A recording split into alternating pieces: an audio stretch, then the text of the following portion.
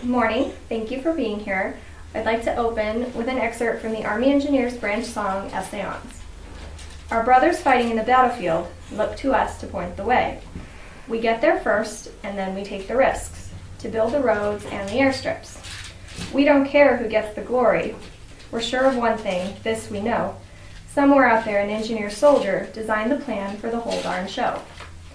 Cheyennes is a French expression adopted by the engineers in their military infancy, which means let us try. So, who are the engineers, what do they do, and how do their military capabilities assist in operations? Let's begin with a brief engineer history.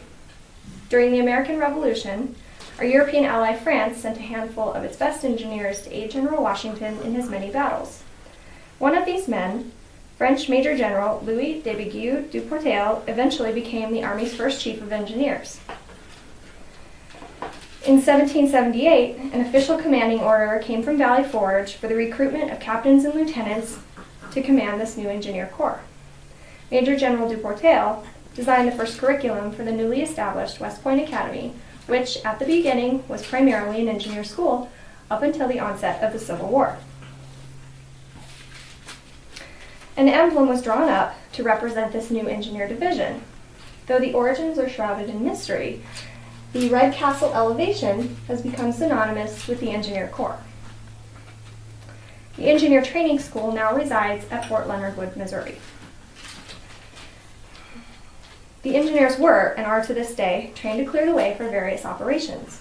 This includes, but is not limited to, bridge building, route clearance and demolition, rail and road construction and maintenance, landing on and maintaining beachhead in hostile conditions, mine warfare, barracks building, map production, and forestry. Divisions of the engineers include the bridge builders and the combat engineers. The bridge builders, or Charlies, have been trained heavily in bridge building and demolition. The Bravos, or the combat engineers, are trained to support the front line. Due to the sometimes difficult nature of the job, the position is open only to specifically qualifying men only. No women can join the combat engineers. Specialized engineer training has cleared the way for many successful military operations. Let's take a look at a few of the most important. On June 6, 1944, the 147th and 149th Engineer Battalions stormed the beach at Normandy, located here. The men carried explosives, blasting through the German anti-tank walls, opening gaps, allowing the infantry to filter in and take Europe back from Nazi clutches. Throughout the battle, engineers also brought supplies ashore under heavy enemy fire. Chief Engineer Major General Cecil Moore recalls how fitting the engineers' presence was in France during their darkest hour, when the French had been in the same position with America nearly 170 years before. Upon their homecoming, the 147th and 149th were cited by the President for their courage and sacrifice.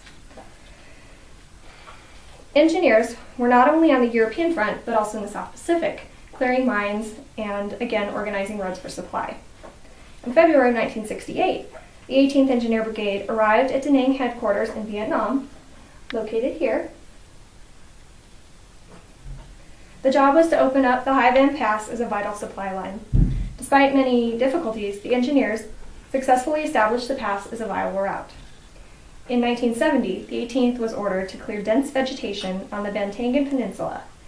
At the time, the peninsula, located here, was a stronghold of the Viet Cong. After the area was cleared, 300 enemy bunkers and 8,000 yards of tunnels were discovered and destroyed. Today's engineer has much in common with the valorous men of their past. Brigades are strategically placed worldwide in support of many missions. They continue to detect and destroy mines, establish roads, build barracks, and bridges.